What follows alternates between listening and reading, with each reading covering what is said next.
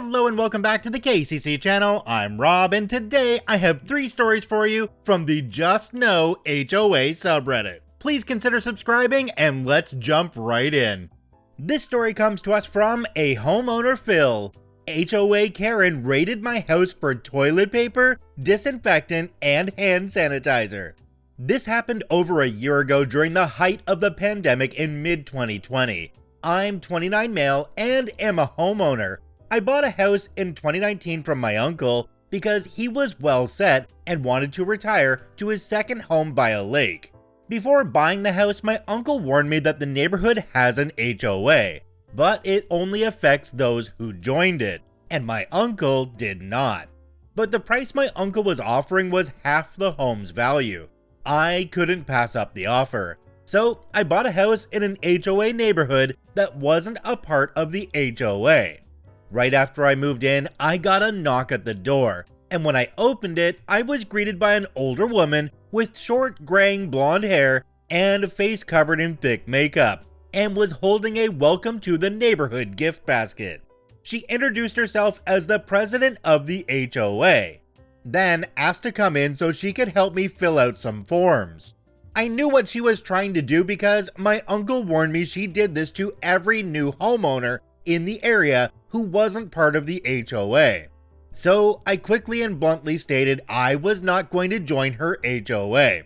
Her smile quickly disappeared, and she started saying that I did not have a choice as all new homeowners are mandated to join. I told her I knew in advance that was a total lie and that I will not be paying any dues or fines and will be ready to call a lawyer if I have to. She called me a thorn to the neighborhood and said she'd be back, though we did not speak to each other for some time. I expected her to start sending me fines in the mail, but the most I usually got were letters stating that my grass was getting too tall or my driveway needed sweeping. Those never bothered me because they are normal home chores and need to be done regularly anyway. But several neighbors that were on the HOA side made it clear they didn't like me because I didn't join, just like my uncle. I said that was fine, we're neighbors, but we don't have to be friends. They said that was fine too because I'm an outsider and they'll never accept me until I join the HOA. Later in 2020, I got word from a friend that people were starting to buy a lot of disinfectant, toilet paper, and hand sanitizer en masse. I decided the best option was to order these things online.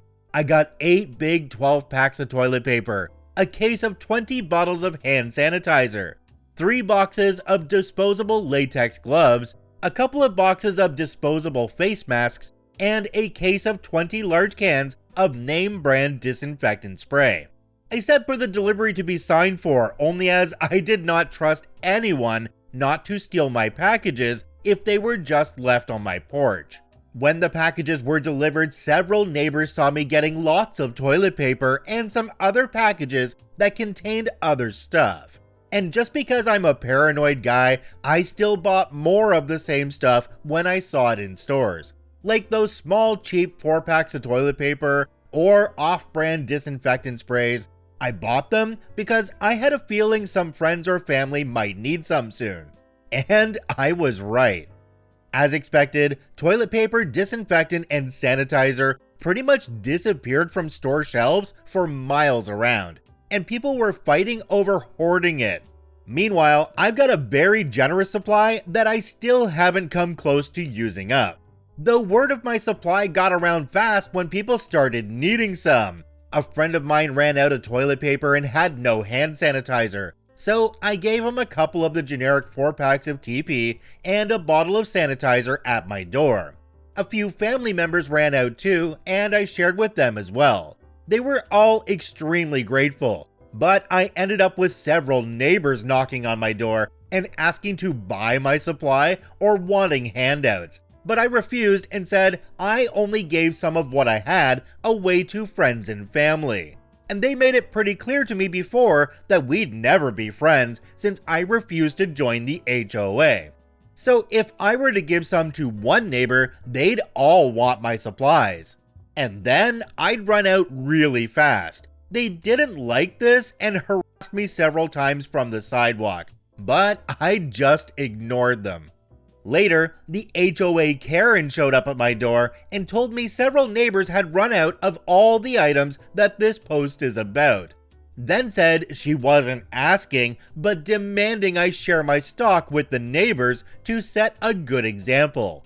I told her to buzz off because that had nothing to do with me. I may be a jerk, but I'm a well-prepared jerk, and I've read her HOA bylaws online. So even if I was a member of her HOA, which I was not, I wouldn't have to give up my stock either way.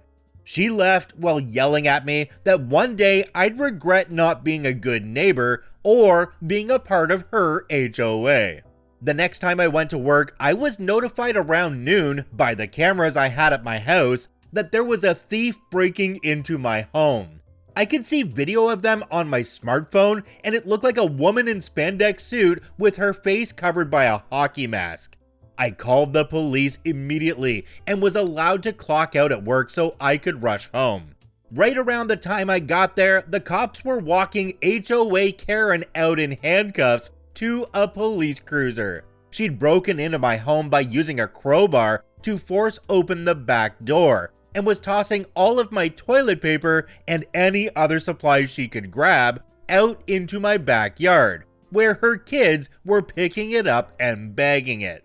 I pressed charges and HOA Karen got 6 months in jail and probation.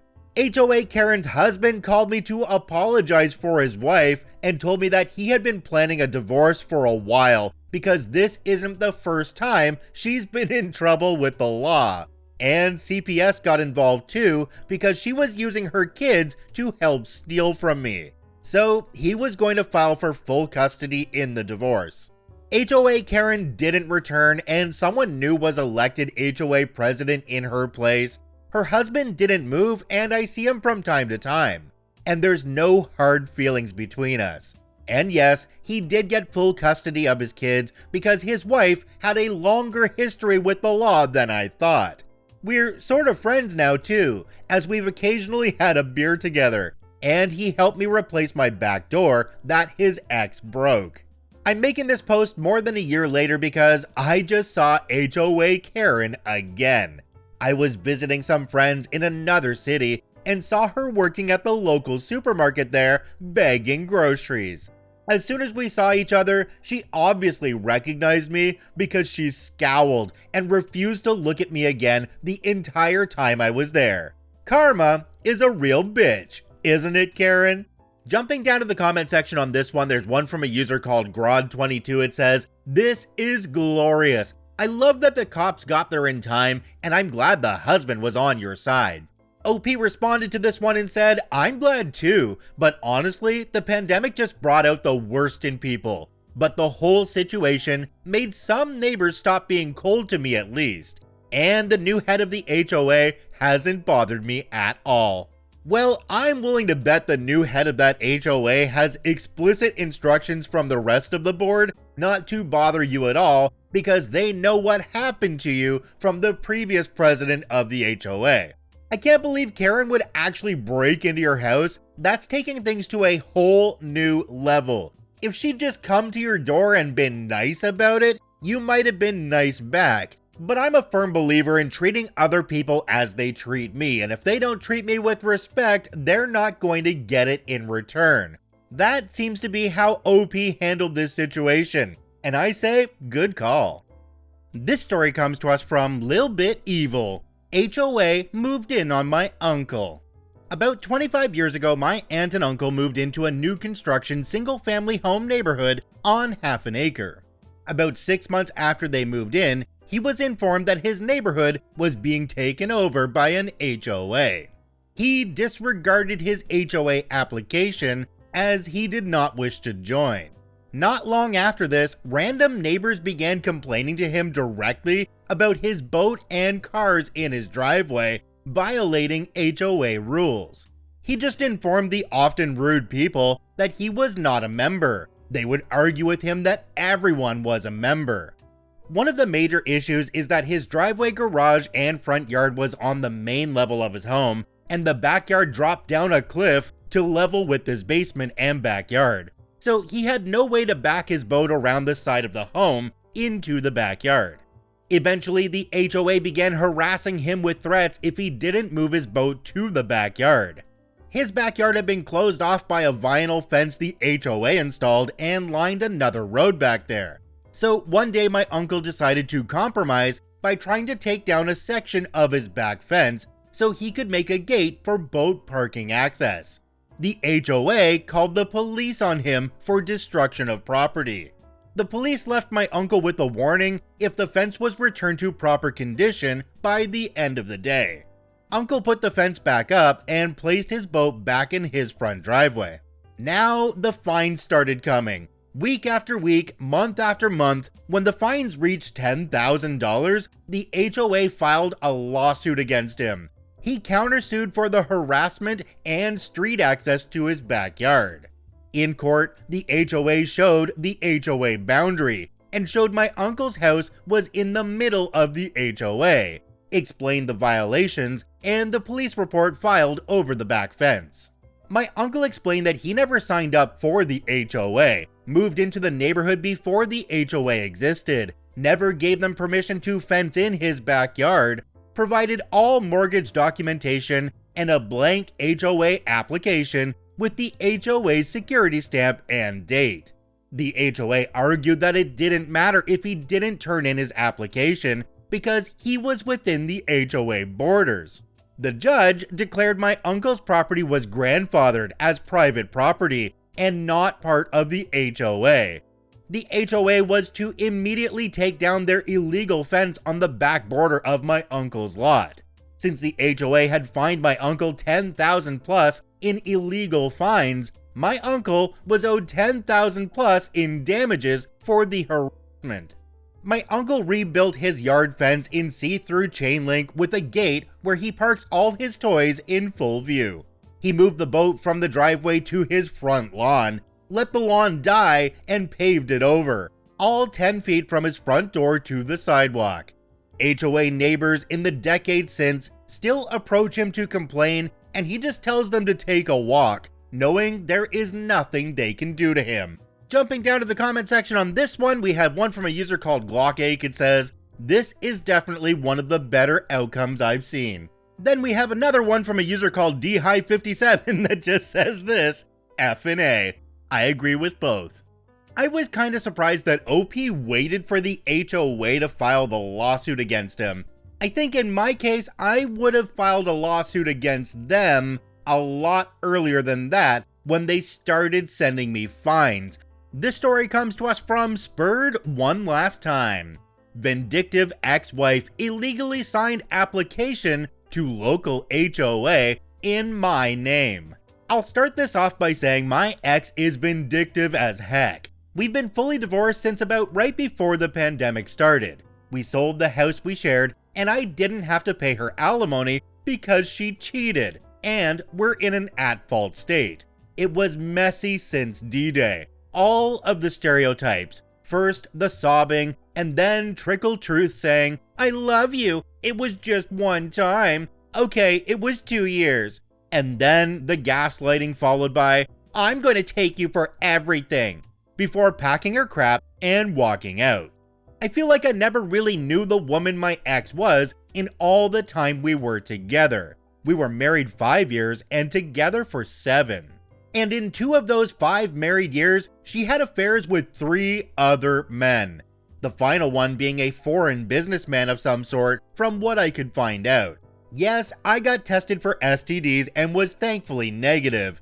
Yes, she got pregnant by the final affair partner, and no, I didn't sign the birth certificate, because I found out about all the affairs before the baby was born, thanks to a call from the first affair partner.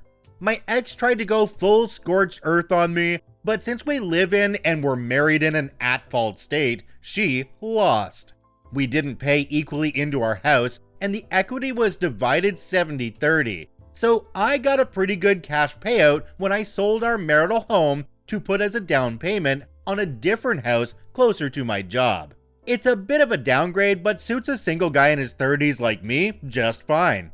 My ex did show up to my house once, but I refused to let her in. She bitched at me that I'd finally ruined her in the divorce. I said that if she was fully willing to do that to me first, and the bitch had the audacity to say it should have been my life effed over and not hers.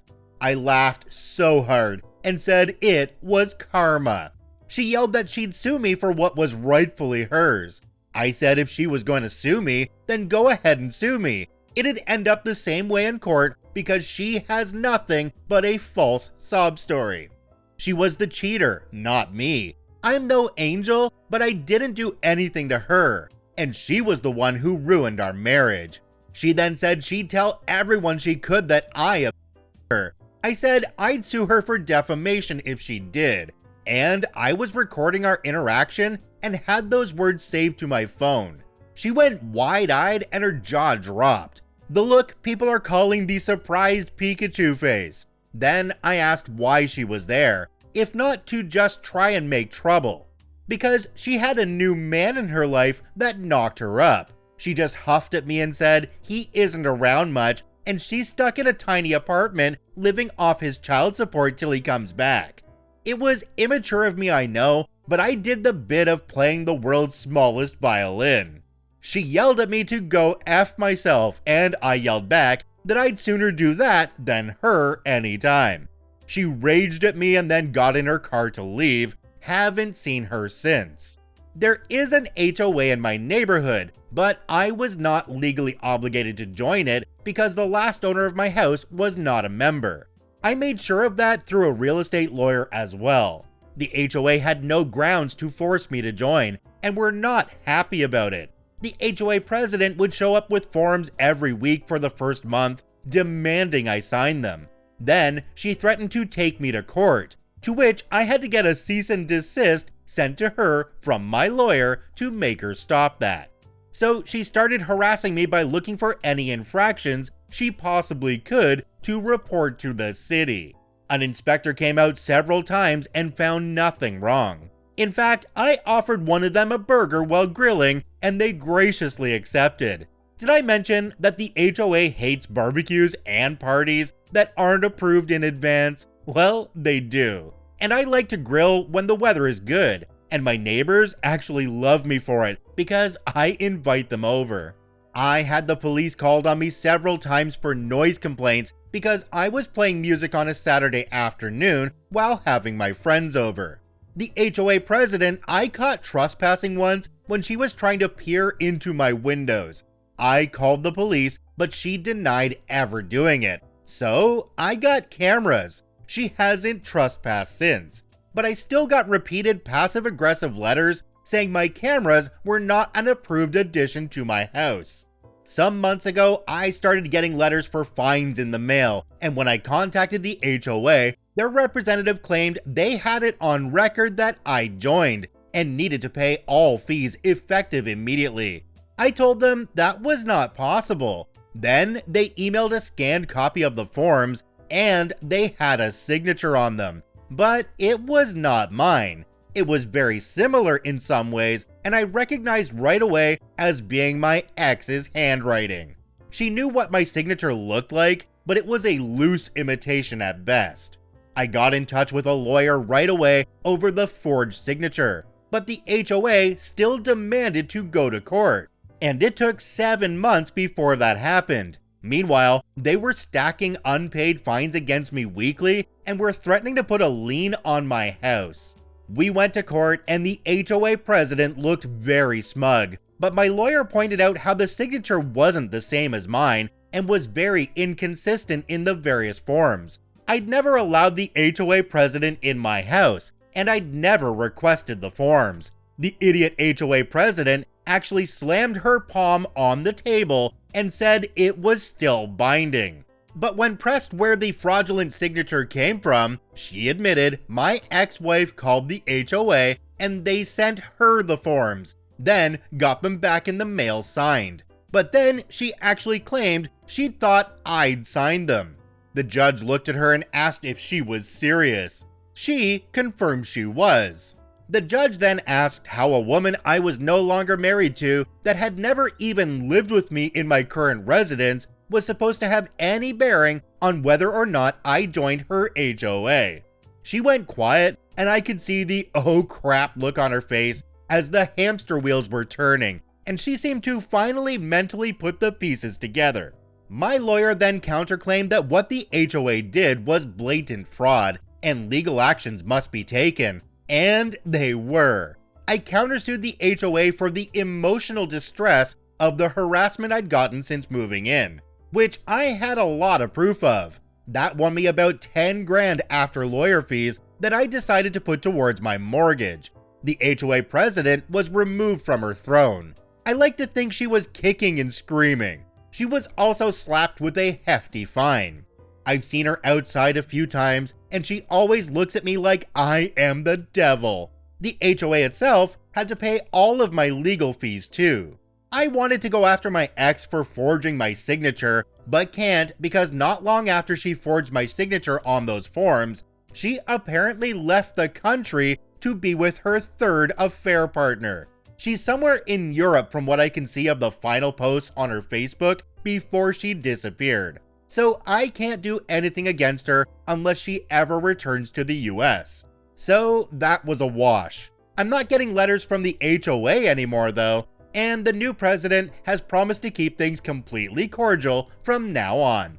I still don't feel like I got much of a win in this though. Other than the $10,000 payout, it all felt like a huge waste of time.